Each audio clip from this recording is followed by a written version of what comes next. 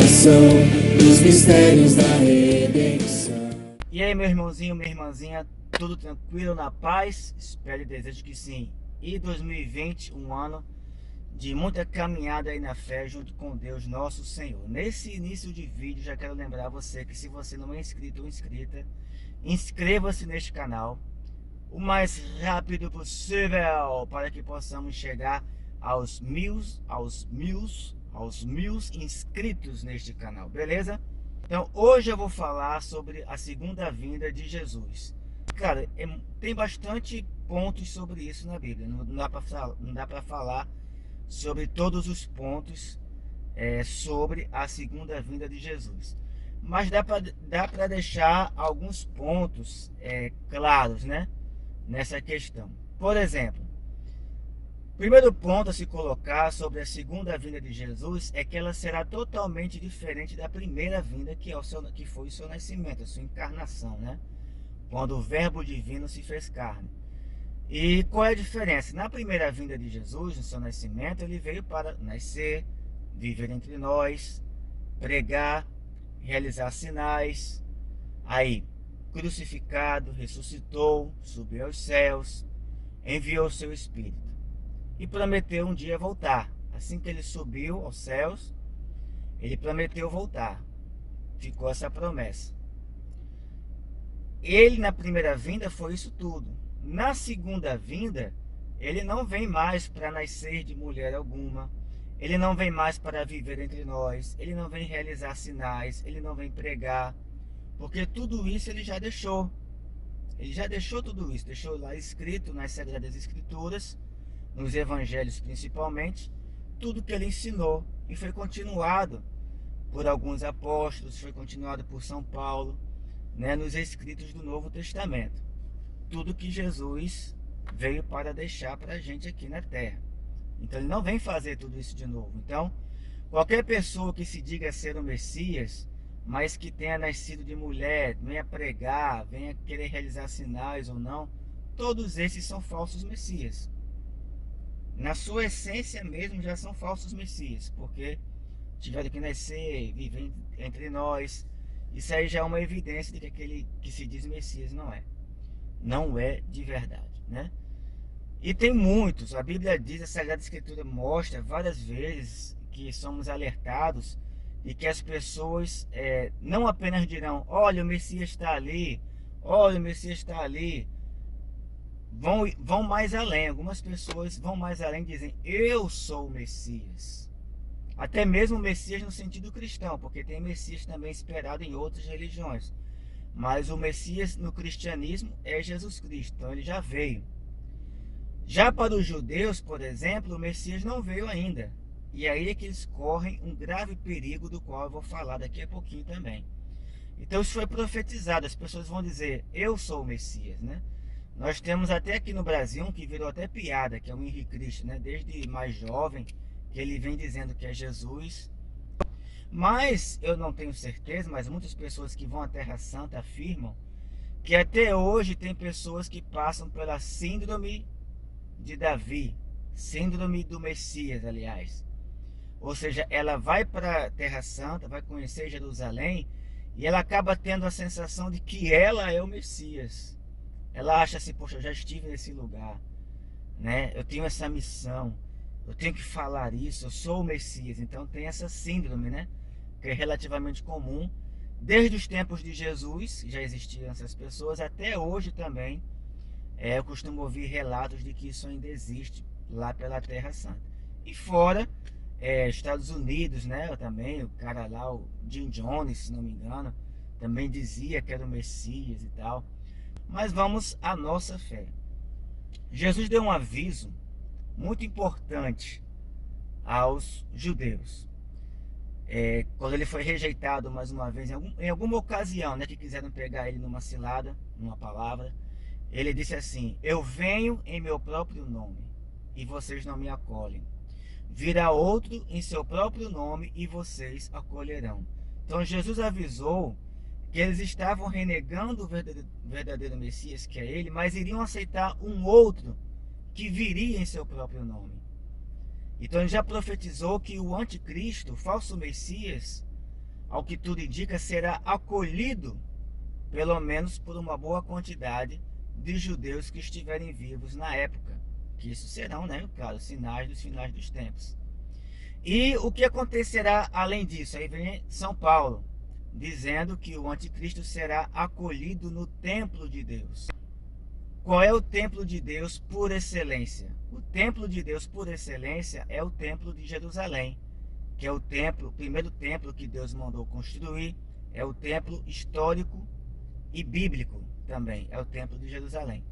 Ele foi destruído, se não me engano, por Babilônia. Depois foi destruído pelo Império Romano, pelas mãos do imperador Tito, e só restou uma de suas paredes, né, gigantes, que hoje existe até hoje, que é o Muro das Lamentações, que é visitado por milhares de pessoas, milhões de pessoas, na verdade, inclusive católicos, inclusive papas. Pois bem, esse templo ali, aquela parede ali, é onde era o templo original. Só que para reconstruir esse templo hoje é praticamente impossível, porque ele pertence a território muçulmano agora. E é um terreno sagrado para os muçulmanos.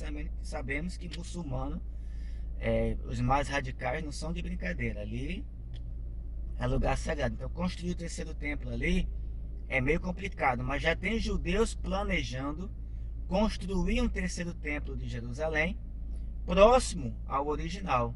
Próximo ao original, bem próximo mesmo. O que acontece? Se a profecia acontecer nessas ocasiões, significa que esse terceiro templo poderá ser aquele que vai acolher o anticristo. Então, ou seja, eles vão acolher como se fosse a manifestação do Messias verdadeiro, mas não é.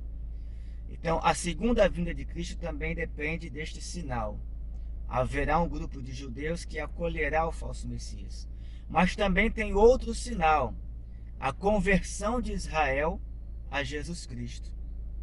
Que por enquanto há alguns indícios, mas está muito longe ainda disso acontecer. A gente sabe que Jesus pode voltar a qualquer momento? Pode. Mas tem alguns sinais para isso acontecer. Por exemplo, a tribulação que virá sobre a terra, que virá sobre a igreja. A Igreja Católica confirma isso também no Catecismo da Igreja, que haverá uma tribulação final, um falso messianismo, onde a pessoa vai adorar a si mesma. É mais ou menos por aí, né? Onde a pessoa vai adorar a si mesma, mas vai acabar sendo enganada e vai acolher o falso Messias também. Outro sinal é a manifestação do anticristo. Ele não vai necessariamente obrigar as pessoas a fazerem a marca. Ele vai convencer as pessoas a fazerem a tal marca do 666 nelas.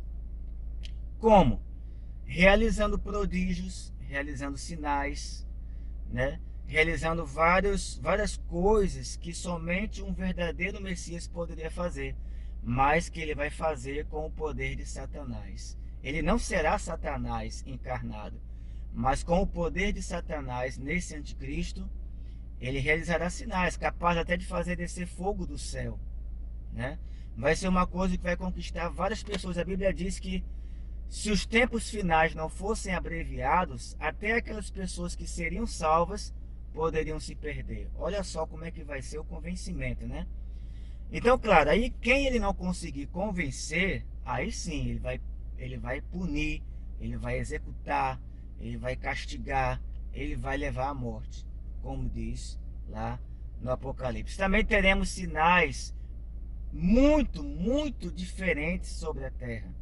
Sempre tivemos maremoto, terremoto, vulcões, o que você imaginar. Mas tudo isso vai ter num grau muito maior.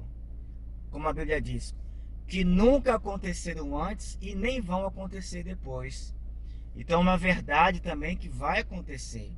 Não sabemos exatamente como, se vai ser, até que ponto vai ser literal ou não, mas será uma tribulação como nunca vista. Assim como o anticristo, já tivemos vários anticristos sobre a terra, mas virá um que será o pior de todos, né? Aquele que realmente não for convencido por ele a segui-lo, ele não vai ter pena, ele vai derramar sangue. Então a vinda de Jesus também depende de esses sinais: conversão de Israel, manifestação do anticristo, aceitação do anticristo como se fosse um Deus, né? Eu entendo assim, que as pessoas até falam que o anticristo ele vai vir para unir as religiões. Talvez seja um plano inicial isso aí, mas eu não creio que seja o plano maior. Porque a Bíblia fala que o anticristo vai querer ser adorado como Deus e vai se levantar contra tudo que seja Deus e contra tudo que se adore. Ou seja, ele não vai se levantar só contra o Deus verdadeiro. Ele vai se levantar contra tudo que se chama Deus e contra tudo que se adora, ou seja, contra todas as religiões. E ao mesmo tempo será acolhido como Deus. Então, o que provavelmente pode acontecer é que ele pode vir realmente com essa ideia, ou algumas pessoas prepararem essa ideia o planeta para essa ideia, de misturar as religiões numa só. Só que ele pode chegar com uma cereja do bolo podre e dizer assim: de todas essas religiões, eu sou o único verdadeiro Deus.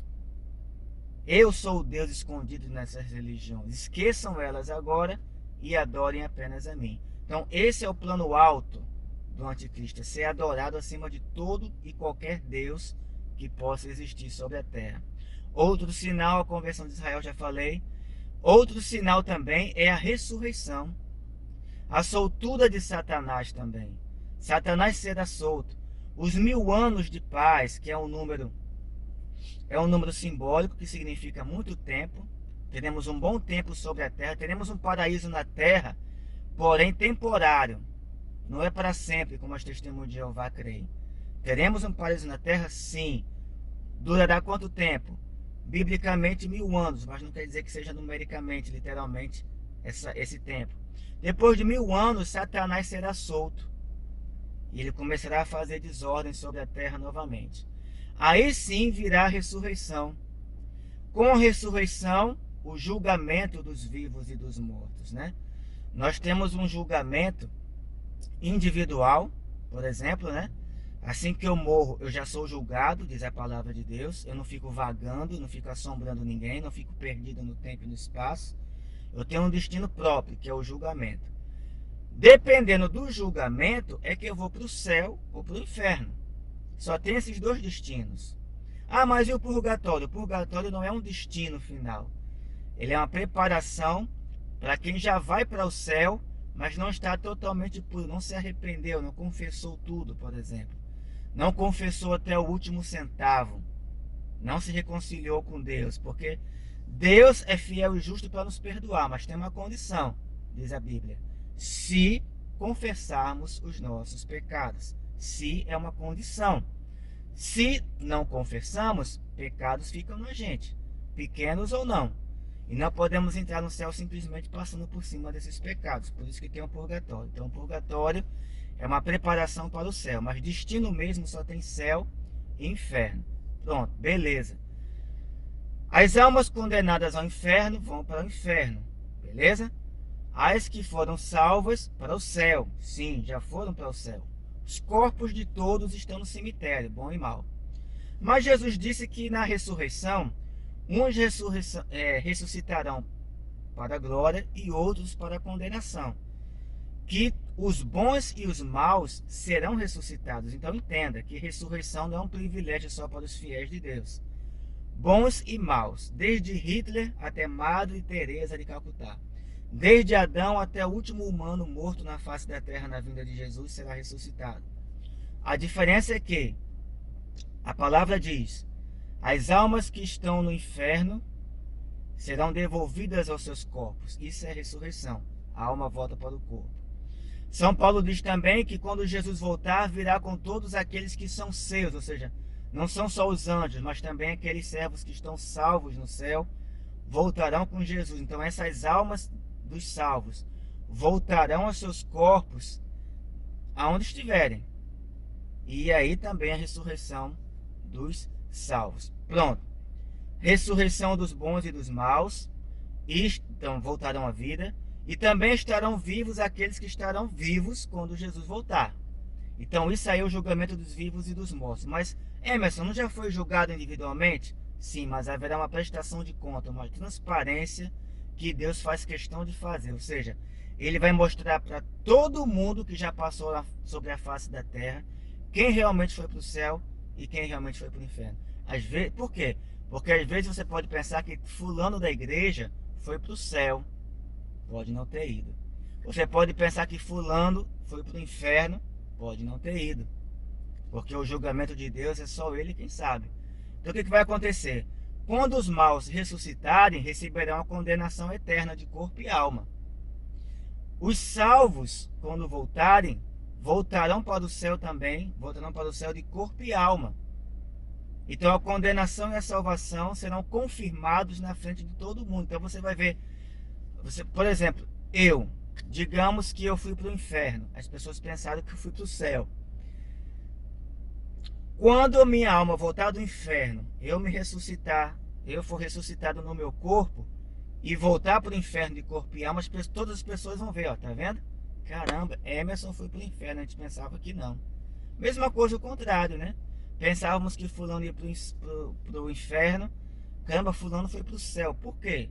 Às vezes só Deus sabe. Aliás, sempre só Deus sabe, né? E os que estiverem vivos receberão ali já a sentença. Entendeu? Ou céu ou inferno, de corpo e alma também, porque estão vivos lá, no corpo e na alma. Tá entendendo? O que vai acontecer antes do meu corpo ressuscitado ir para o céu? O que vai acontecer ao corpo dos vivos na ocasião que não passa, para você ver que haverão vivos que não vão passar pela morte, né? Eles vão logo para os céus que forem salvos. Então, o que vai acontecer? O corpo será glorificado, porque a carne e o sangue não podem habitar o céu. Então São Paulo fala que o corpo será glorificado. Será o nosso corpo, mas com uma luz da glória de Deus, para podermos habitar eternamente. Então, os santos e santas, por exemplo, serão ressuscitados. Todos serão ressuscitados. Só que aí, para todo mundo ver que ele vai ser ressuscitado e vai voltar de corpo e alma, glorificados, definitivamente para o céu diante de todos. Então fica uma confirmação de Deus diante de todos. Então tem tudo isso para acontecer. Aí Jesus volta, mas enfim, tem tudo isso para acontecer antes de definitivamente tudo acabar. Que você acredite, tudo vai acabar. As pessoas dizem, não, o mundo não acaba, quem acaba é a gente. Não, o céu é aqui, o inferno é aqui. Não, gente. O céu pode até ter uma dose dele aqui, o inferno também, mas não é aqui. É muito mais que isso. Então eu espero que tenha ficado claro para vocês sobre esse assunto. E não se esqueça de curtir, compartilhar, se inscrever e divulgar esse vídeo. Até o próximo, se Deus quiser.